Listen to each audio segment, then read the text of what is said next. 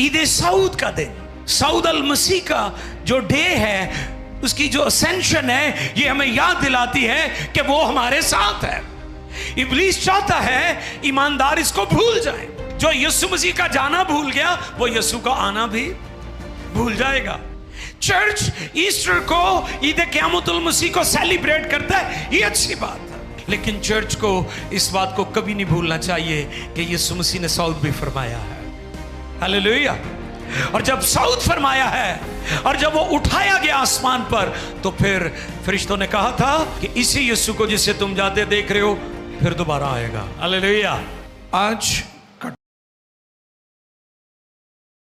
Topic, आज का मजमून, सऊद अल मसीह और हमारा ईमान।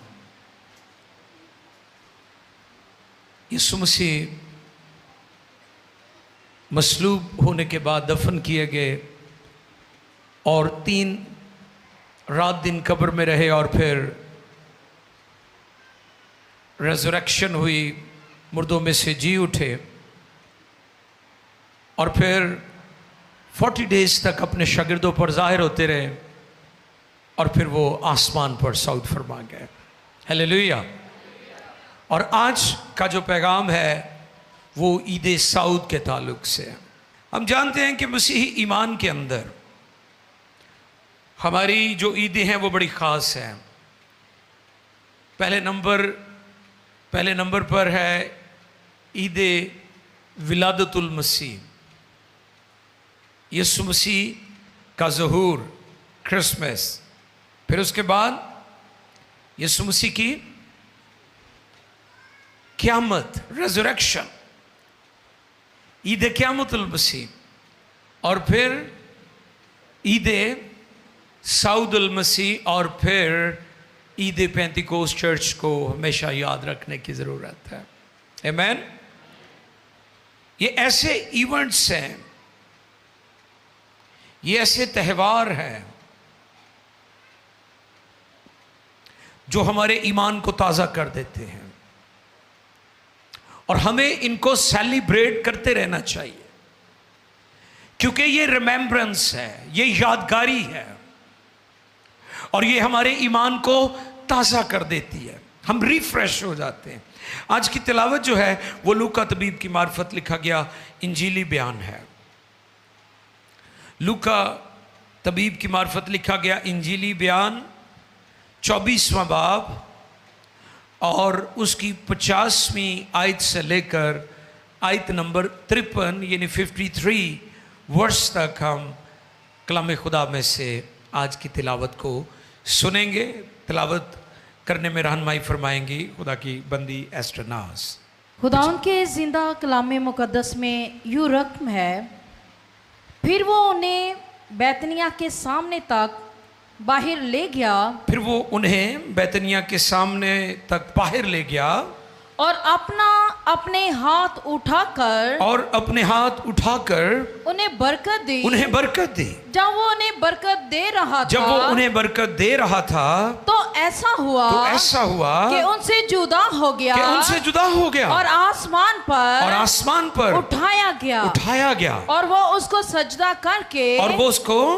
सजदा करके बड़ी खुशी से यरूशलेम को लौट गए और हर वक्त हैकल में हाजिर होकर खुदा की हमद किया करते थे।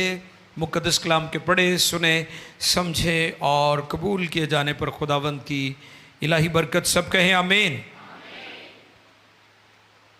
यादगारी का दिन, क्या यादगारी। कलीसिया को, चर्च को मैंडेट मिला है, इस्तेहकाक मिला है। चर्च को क्या मैंडेट मिला है कि चर्च कौमों का उस्ताद बन गया है। हालेलुया।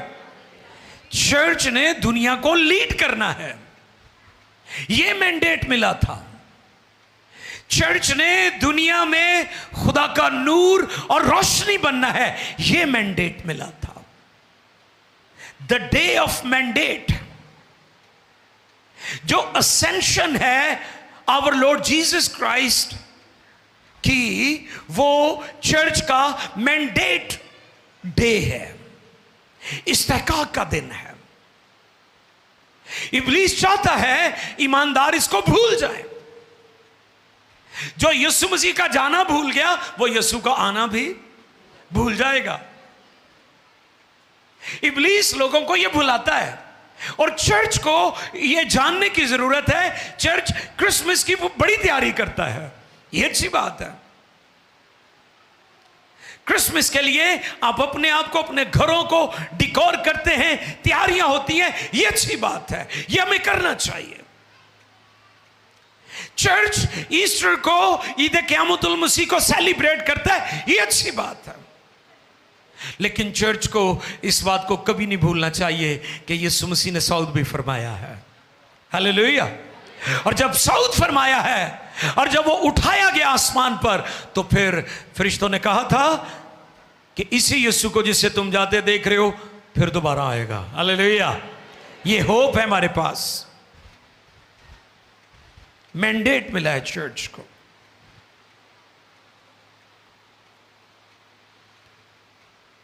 चंद एक नुकात पर हम गौर करेंगे। पॉइंट नंबर 1,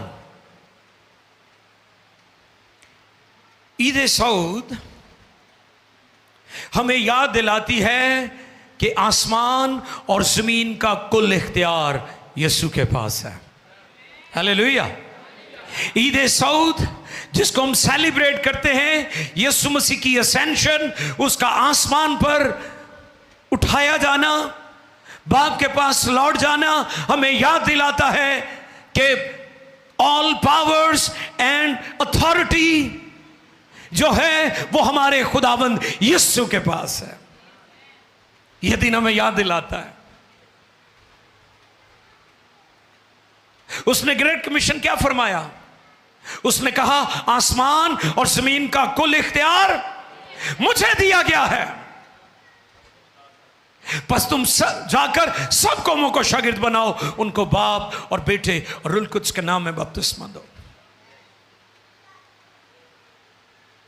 यह दिन हमें याद दिलाता है कि आसमान और जमीन का, आपको पता है जब यीशु मसीह पानी का बपतिस्मा लेकर जॉर्डन रिवर से बाहर आए तो वहां पर भी हमारे दुश्मन इब्लीस ने यीशु मसीह को आजमाया और कहा अगर तू मुझे झुककर सिजदा कर दे तो ये सारी शानो शौकत में शॉर्टकट। दुनिया में आज ज्यादातर लोग शॉर्टकट ही जा रहे हैं, दरमियानी रास्ते ढूंढते हैं लोग, लेकिन आसमान की बादशाही में जाने वाला कोई दरमियानी रास्ता नहीं है, एक ही रास्ता है और उस रास्ते का नाम, उस दरवाजे का नाम यीशु मसीह है, कोई और नहीं है। कई तो मिसाला देंगे है ना कि जी फैसलाबाद के घंटा घर के 8 बाजार हैं, जेड़े मर्जी बाजार थानी वड़ जाओ, पहुंचना घंटा घर ही है। लेकिन आसमान की बादशाही को कोई ऐसा रास्ता दूसरा नहीं जाता, एक ही रास्ता जाता है, एक ही दरवाजा है और वो यीशु मसीह है। हालेलुया। वो यीशु है। शॉर्टकट। इब्लीस उसे यह जताने की कोशिश कर रहा था कि दुनिया की पावर्स, दुनिया की अथॉरिटी, दुनिया की हुकूमतें, दुनिया का मालो दौलत, दुनिया की शान शौकत, ये सब कुछ मेरे इख्तियार में है। और आज भी वो लोगों को ये जताने की कोशिश करता है। वो झूठा है, वो झूठा है, बल्कि झूठों का बाप है।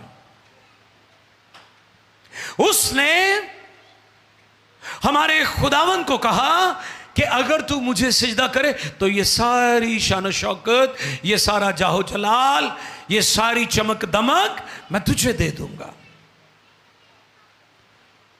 और वहां पर लिखा है खुदाम यीशु ने उसे कहा खुदामद अपने खुदा ही को सिजदा कर, क्योंकि सिजदे सिर्फ खुदा के लिए हैं। हालेलुया। किसी मुकद्दस हस्ती के लिए नहीं है, किसी फरिश्ते के लिए भी नहीं है, खादम तो दूर की बात, फरिश्तों के लिए भी सिजदे नहीं है। इसलिए मैं अपने पैगामात में यह सिखाने की कोशिश करता हूं कि चर्च को शख्सियत प्रस्ती के गुनाह से बचने की जरूरत है। खादमों की हम रिस्पेक्ट करें, लेकिन उनको खुदा की जगह ना दें, यह बहुत जरूरी है। सिजदे सिर्फ खुदा की जात को रवा है। अब यह दिन हमें याद दिलाता है कि आसमान और जमीन का सारा इख्तियार हमारे खुदा यीशु के पास है। He is almighty. सारा इख्तियार, सारी कुव्वत, सारी कुदरत, और यह इख्तियार उसे ऐसे ही नहीं मिल गया आसानी के साथ, या धोखे के साथ, या रिश्वत के साथ। बहुत दफा लोग रिश्वत देकर नौकरियां हासिल कर लेते हैं, एलिजिबल नहीं होते, क्वालिफाइड नहीं कर रहे होते, वो विचों विच अंडर द टेबल पैसे दे के तो कहते जी मैं एवं नौकरी ले ली। पिछले दिनों नहीं पता चला कि जी इतने पायलट की जाली डिग्रियां निकली। ओ मैं क्या, माय गुडनेस, दिल करे असी भी उस जहाज से जा रहे हो, ये जाली डिग्री वाले पायलट के जहाज से। ऐसे भी होते हैं लोग, रिश्वत देकर डिग्रियां ले लेते हैं, नौकरियां ले लेते हैं, और इवन कि कुछ बच्चों को इनहेरिटेंस में मां बाप की गद्दी मिल जाती है।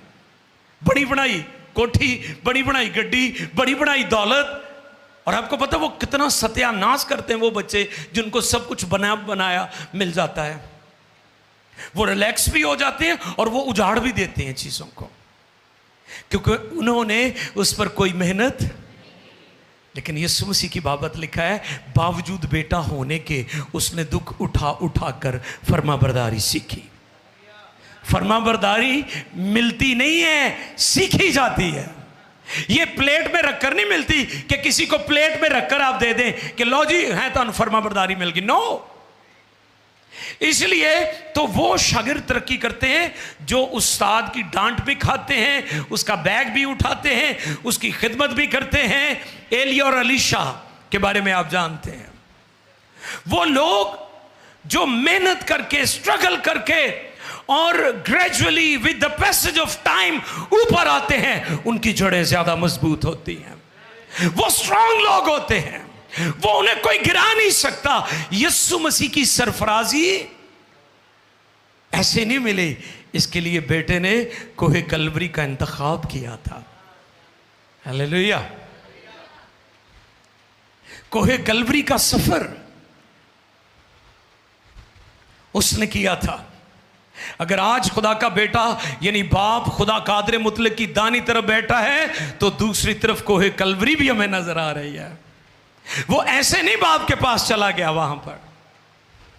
तो आज का दिन हमें याद दिलाता है कि आसमान और जमीन का कुल इख्तियार यीशु के पास है, और ये सारी अथॉरिटी और ये सारा इख्तियार उसे ऐसे नहीं मिल गया, उसने इसके लिए बहुत दुख उठाए हैं। आमीन। और फिर दूसरी बात हमें याद दिलाता है, आज का दिन वो हमेशा तक हमारे साथ है। Hallelujah, hallelujah. जोरदार तालियां बजाएं हमारे खुदावंद के लिए। वो दुनिया के आखिर तक हमारे साथ है। कुछ लोग आपके साथ होते हैं जब आप ऊपर जा रहे हैं, प्रॉस्पेरिटी है, रुपया पैसा है, मालो दौलत है, आपकी मशहूरी है, आपको सेलिब्रिटी है, तो फिर हर बंदा आपके इर्द गिर्द होगा। और साढ़े पंजाबी नहीं कहते खाना दिखाण परौने, दिखांदे आंदे सारे यार होंदे ने। यह गल ठीक है ना। अक्सर आपको भी इस तलखी में से गुजरना पड़ा होगा कि जो हालात ठीक ने उदों सारे तुहाडे यार ते रिश्तेदार बन जाते हैं। लेकिन किसी ने यह नहीं कहा कि मैं दुनिया के आखिर तक तुम्हारे साथ हूं। यह दावा और वादा मेरे यीशु का है, उसके अलावा किसी और ने नहीं किया। हालेलुया। वो दुनिया के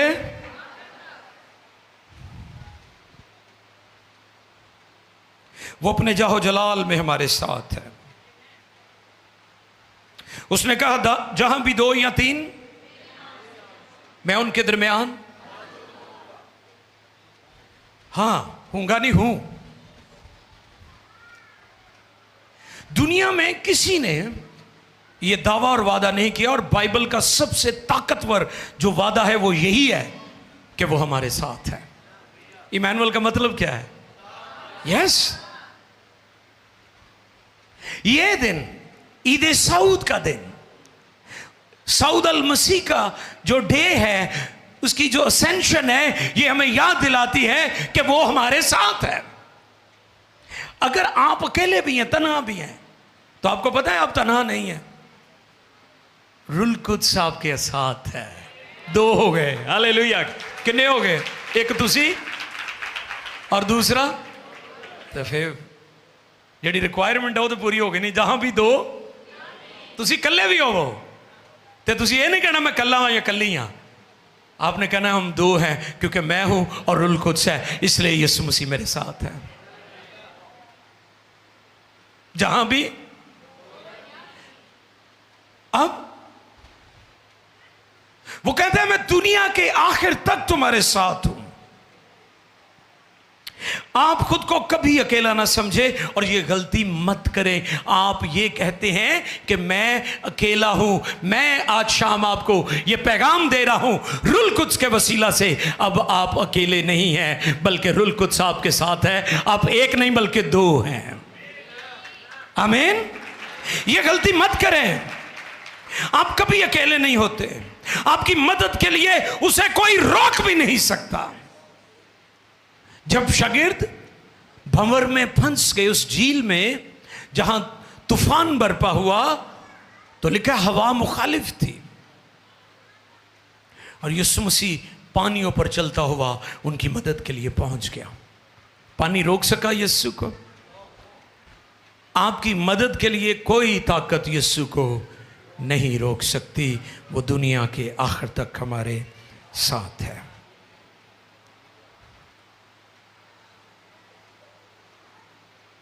और फिर तीसरा पैगाम और तीसरा पॉइंट और तीसरी बात जो हमें आज याद रखनी है वो ये है कि ईद सऊद, जिसको हम सेलिब्रेट करते हैं, सऊद अल मसीह का पैगाम ये है कि वो रूल कुद्स भेजेगा और कुव्वत का लिबास बख्शेगा। हालेलुया।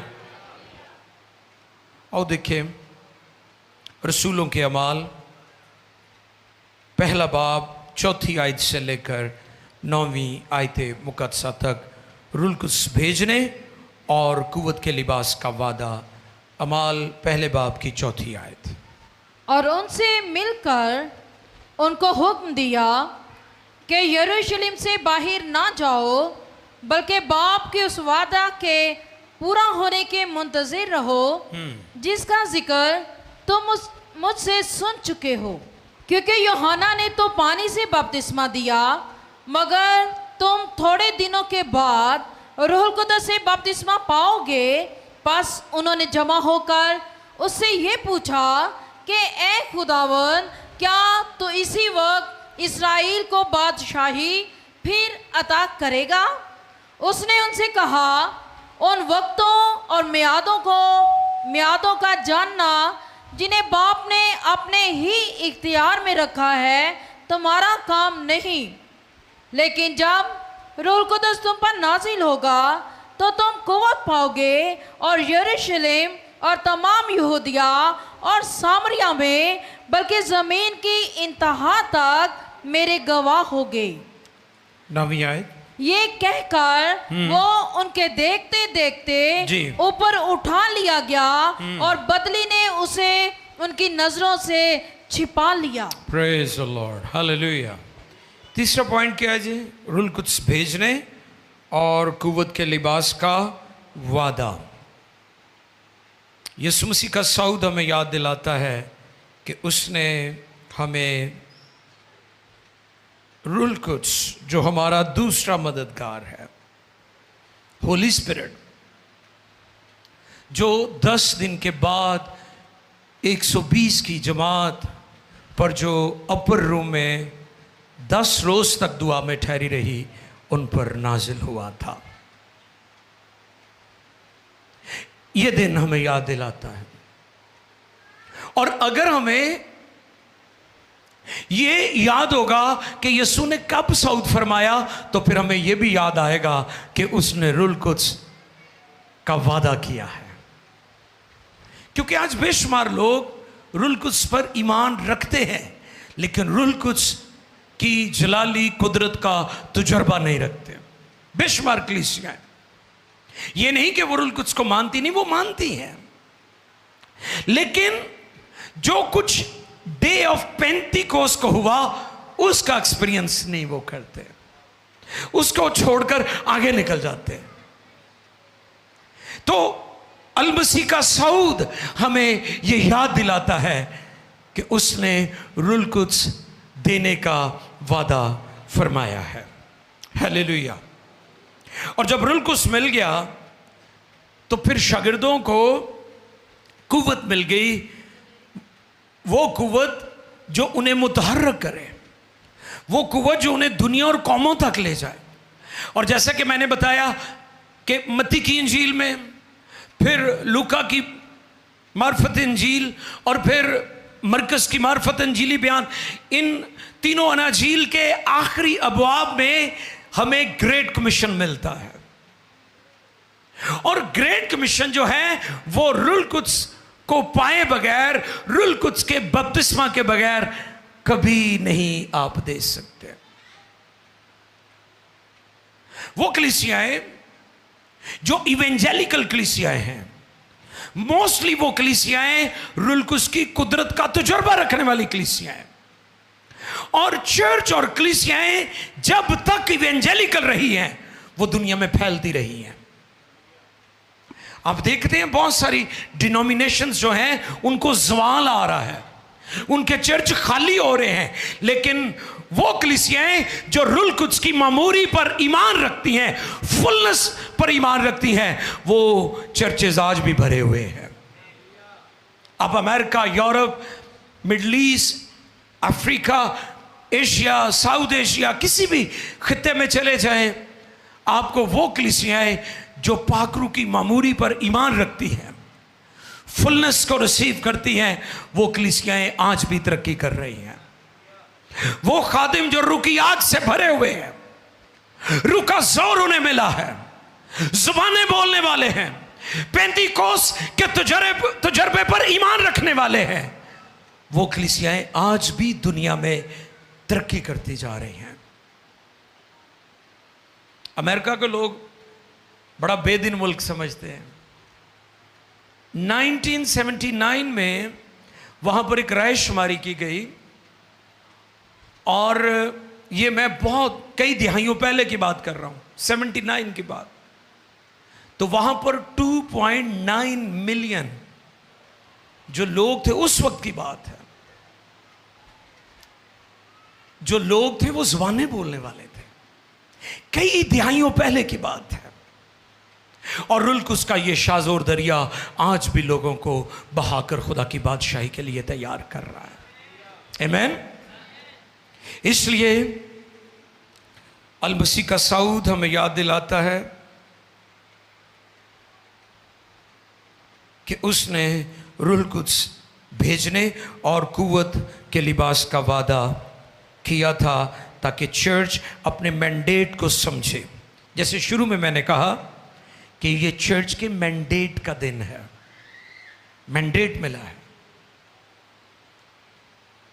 जैसे कोई सियासी जमात जीत जाती है, वो कहते हैं ये हमारा मैंडेट है, पब्लिक ने हमें वोट दिया है, अब हम पावर में हैं, अब हमारे पास अथॉरिटी आ गई है, अब हम रूल करेंगे, अब हम सिस्टम को चलाएंगे। तो इसी तरह चर्च को पावर दी गई है, चर्च को कुव्वत दी गई है। यीशु मसीह जिसकी हम प्रस्तिश इबादत और गवाही देते हैं, वो रेजरेक्टेड है। अब उसने हमें यह मैंडेट दिया है कि हम दुनिया में जाकर कौमों को शागिर्द बनाए, उनको बाप और बेटे रुल कुद्स के नाम में बपतिस्मा दें। हालेलुया। ये मैंडेट है हमारा, ये इस्तेकाक है हमारा। फिर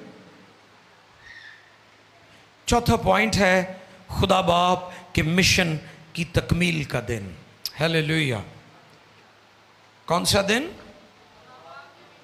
हाँ, बाप ने बेटे को जिस मिशन के लिए भेजा था, बेटे ने उस मिशन को मुकम्मल किया। उसने सलीब पर जान दी, कफारा दिया, दफन हुआ, जी उठा, और फिर उसने शागिर्दों को कोई जैतून पर इकट्ठा किया और वहाँ पर उनसे गुफ्तगू की, उन्हें ग्रेट कमीशन दिया, और ग्रेट कमीशन देने के बाद लिखा है कि वो आसमान पर उठा लिया गया। यानी बाप का मिशन पूरा हो गया। हालेलुया। जिस मकसद के लिए यीशु दुनिया में आए थे, यीशु मसीह ने उस मकसद को पूरा किया, अधूरा नहीं छोड़ा।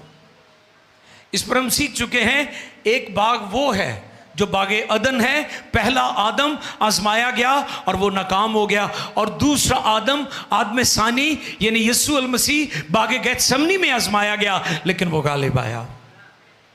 एक बाग है जो हमें बताता है पहला आदम नाकाम हो गया, दूसरा बाग यानी बागे गेत्सेमनी हमें बताता, पैगाम देता है कि दूसरा आदम आदम सानी गालिब आया है। बाप के मिशन को पूरा किया उसने। सऊद अल मसीह में क्या याद दिलाता है? उसने बाप के मिशन को, और कहां पर वो चला गया? कहां से आया था वो? आसमान से आया था, फिर आसमान पर। यीशु मसीह ना तो जमीन के नीचे और ना जमीन के ऊपर और ना जमीन के इधर उधर वो भटक रहा है, बल्कि वो बाप की दाहिनी तरफ जाकर बैठा है। किसी ने सवाल किया यीशु कहाँ है? तो इसका जवाब था यीशु मसीह आसमान पर है। और यीशु मसीह क्या कर रहे हैं? यीशु मसीह बाप के तख्त पर उसके साथ बैठा है और उसके दाहिनी तरफ बैठा है, और वो वहां हमारी शफात कर रहा है। हालेलुया। वो क्या कर रहे हैं? इससे मुराद ये है कि अब आपकी दुआएं कोई रोक नहीं सकता। हालेलुया।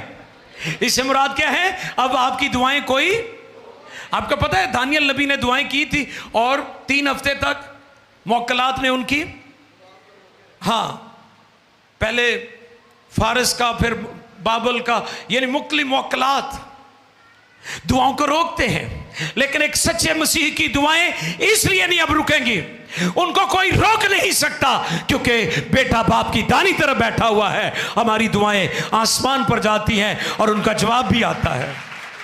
सऊद अल मसीह हमें यह भी याद दिलाता है कि अब हमारी दुआएं कोई रोक, हालेलुया, अब आपकी दुआएं रुक नहीं सकती, आपकी दुआओं को कोई रोक नहीं सकता, क्योंकि बेटा बाप की दाहिनी तरफ बैठा है। 5वां और आखिरी पॉइंट, यह दिन हमें यीशु मसीह की आमदसानी को याद दिलाता है। आमीन। किसको याद दिलाता है? उसकी आमदसानी को। रसूलों के माल पहले बाब की 11वीं आयत पढ़िएगा जी। और कहने लगे, ए गलीली मर्दों, तुम क्यों खड़े आसमान की तरफ देखते हो? तुम क्यों खड़े आसमान की तरफ देखते हो? यही यीशु जो तुम्हारे पास से आसमान पर उठाया गया है, इसी तरह फिर आएगा जिस तरह तुमने उसे आसमान पर जाते देखा है। हालेलुया। और कलाम में लिखा है हर आंख उसे। तो जब भी मिडिल ईस्ट में कॉन्फ्लिक्ट होता है, आपको पता वक्फे से वहां जंग हो रही है, कभी रुक जाती है, कभी शुरू हो जाती है। ये हालिया जंग जो ईरान, इजराइल, अमेरिका के दरमियान हो रही है, तो मेरा फौरन ध्यान इस बात की तरफ चला जाता है कि यीशु मसीह बादलों की सवारी करके आएगा। बनी इस्राइल मुसीबत में होंगे, और लिखा है हर आंख उसे देखेगी। अगर कोई पाकिस्तान में रहता है, अगर कोई हिंदुस्तान में रहता है, अगर कोई अफगानिस्तान में रहता है, अगर कोई अफ्रीका में रहता है, कोई अमेरिका में रहता है, कोई ऑस्ट्रेलिया में रहता है, वो कैसे देखेगा? आपकी पूरी दुनिया का मीडिया वहां इन जंगों को कवरेज कर रहा होगा। और जब इसकी लाइव कवरेज दुनिया में जारी होगी तो खुदा का बेटा यीशु मसीह जब कोई जैतून जहाँ से उठाया गया वहाँ पर आकर उतरेगा तो पूरी दुनिया के लोग उसे देखेंगे। तो ये कलाम भी पूरा हो जाएगा कि हर आंख उसे देखेगी, हर आंख उसे देखेगी। सऊद अल मसीह में याद दिलाता है कि मेरा और आपका खुदावंद यीशु दोबारा आने वाला है। हम उसकी आमद-ए-सानी के मुंतज़िर हैं। अर्ली चर्च नारे लगाता था, मारा ना था, मारा ना था। इसका मतलब क्या था? यीशु जल्द आ रहा है। हालेलुया। आपको पता, हम भी अपनी हर इबादत में एट द एंड ये नारा लाजमी लगाते हैं। सऊद अल मसीह का जो दिन है वो हमें याद दिलाता है यीशु मसीह अपनी दुल्हन को। मैंने जल्द के बारे में बाइबल की तशरीह, कलाम की तशरीह आपके दरमियान बयान की थी। जल्द से मुराद क्विकली नहीं है, फौरन नहीं है। लिखा ना, देख मैं जल्द। तो फिर लोग सवाल करते हैं ना जी, अगर वो जल्द आने वाला है तो 2026 साल लंघ गए ने इस गल नूं ते आए क्यों नहीं? इस पर मैंने सिखाया था कि जो ग्रीक मतन है उससे मुराद फौरन या कल आना नहीं है। उससे मुराद ये है कि जब दुनिया का स्टेज रेडी हो जाएगा, जब दुनिया के हालात बेटे की आमद-ए-सानी के लिए, जब दुनिया का स्टेज बिल्कुल तैयार हो जाएगा तो बेटा दुनिया की अदालत और चर्च को अजर देने के लिए आ जाएगा। और अब दुनिया का स्टेज रेडी हो रहा है। आपको पता, दुआ रोज़े की बातों में मैंने ये बात बताई थी कि मिडल ईस्ट, मशरक़ वुस्ता, जहां पर ये जंग हो रही है, खासतौर पर यरूशलेम, ये दुनिया की नाफ है, अम्बलाइकस। आपको पता है, अगर आपकी नाफ बीमार हो, पंजाबी लोग समझते हैं, जिन्होंने नाफ पै जाए ना रोटी खांदा है, ना रोटी हजम होंदी है, ना सौ सकता है, ना बह सकता है, ना लेट सकता है, क्योंकि उन्होंने नाफ पई, उसकी नाफ खराब है। तो जो नाफ खराब है तो पूरी दुनिया का माहौल तुम वेख लो खराब होया होया। तो जो उत्थे हालात ठीक होंगे पूरी दुनिया च ठीक हो जाते हैं। पॉइंट को समझ रहे हैं जो मैं शेयर कर रहा हूं? दुनिया को अंडरस्टैंड करने की ज़रूरत है कि वो खित्ता, वो जगह क्यों इतनी ज़रूरी है। जहां से यीशु उठाए गए उसी जगह पर आएंगे। कोहे जैतून के मकाम से बैतनिया के सामने वो उनको लेकर गया। यीशु मसीह की मिनिस्ट्री में ये एरिया बहुत खास था। लाजर जिसको जिंदा किया वो भी बैतनिया ही का था।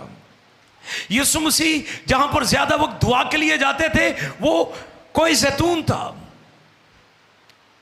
जैतून का पहाड़। अजीजों, दुनिया के हालात चीख चीख कर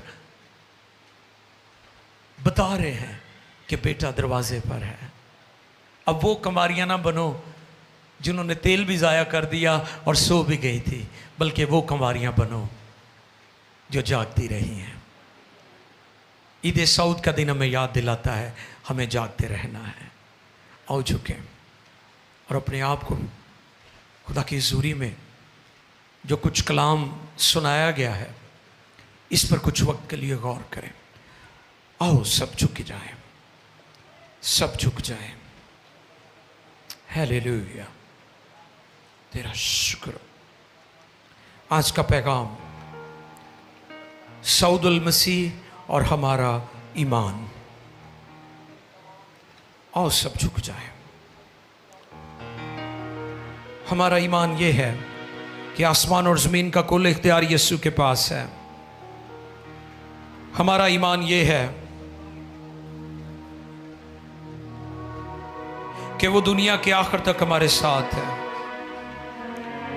हमारा ईमान यह है कि चर्च को रूल कुछ और कुव्वत का लिबास दिया गया है ताकि दुनिया में ग्रेट कमीशन का काम करे। हमारा ईमान यह है कि बाप का निजात का प्लान और मंसूबा पाए तकमील तक पहुंच गया है। अब किसी और कफारे, किसी और निजात दहिंदे की जरूरत नहीं। हमारा ईमान यह है कि यह दिन हमें याद दिलाता है कि यीशु मसीह कलीसिया को लेने जल्द आ रहा है।